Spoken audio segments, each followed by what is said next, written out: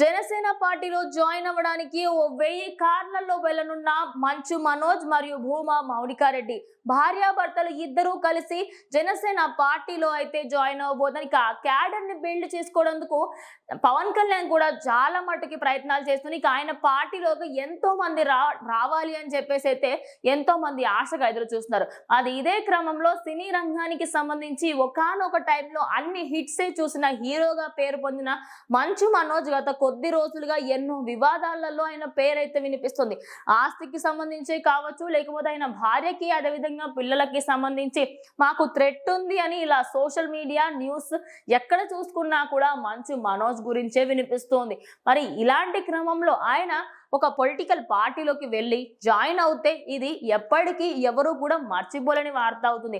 ఇక మరి అది ఏ పార్టీ అవ్వనుంది అనేది కూడా ఒక బిగ్గెస్ట్ డౌట్. కానీ అందరికీ తెలిసిన విషయమే, పవన్ కళ్యాణ్ కి అదే విధంగా మంచు మనోజ్ కి ఇద్దరికి కూడా చాలా అంటే చాలా మంచి అనుబంధం ఉంది. మరి ఈ అనుబంధాన్ని కలిసిగట్టుగా వాళ్ళు ముందుకు తీసుకువెళ్తారా, లేకపోతే నార్మల్ గానే ఆయనకి థ్రెట్ ఉండడం వల్ల ఆయన దగ్గరికి వెళ్ళి సెక్యూరిటీ పరంగా ఏమైనా అడుగుతారా అనేది కూడా ఇప్పుడు అందరికీ వస్తున్న డౌట్. కానీ సినీ రంగానికి అదేవిధంగా పొలిటికల్ రంగానికి రెండిటి మధ్యలో చాలా డిఫరెన్స్ ఉంటుంది. మరి ఆయన రాజకీయాల్లోకి వెళ్ళడం కరెక్టేనా అంటే చాలా మంది నో అనే చెప్తున్నారు. కానీ భూమా మౌనికారెడ్డికి సంబంధించి తను ఆల్రెడీ పొలిటికల్ ఇన్ఫ్లుయెన్స్ నుంచే తాను వచ్చింది కాబట్టి ఖచ్చితంగా ఆయనకి కూడా పాలిటిక్స్ సెట్ అవుతాయని కొంతమంది అభిప్రాయపడుతున్నారు. మరి నిజంగానే ఆయన ఆఫీస్కి వెళ్తుంది, ఆయనకి థ్రెట్ ఉంది అని సెక్యూరిటీ కోసమా, లేకపోతే నిజంగానే పాలిటిక్స్లోకి మంచు మనోజ్ రాబోతున్నారా?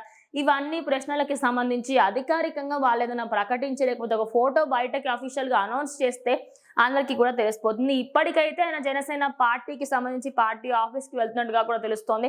ఇదంతా ఇంకొద్ది సేపట్లో కంప్లీట్ అయిపోయి దానికి సంబంధించి ఫుల్ డీటెయిల్స్ అయితే బయటకు వస్తాయి. సో వేచి చూద్దాం ఆయన పార్టీలోకి జాయిన్ అవుతారా లేదా అనేది.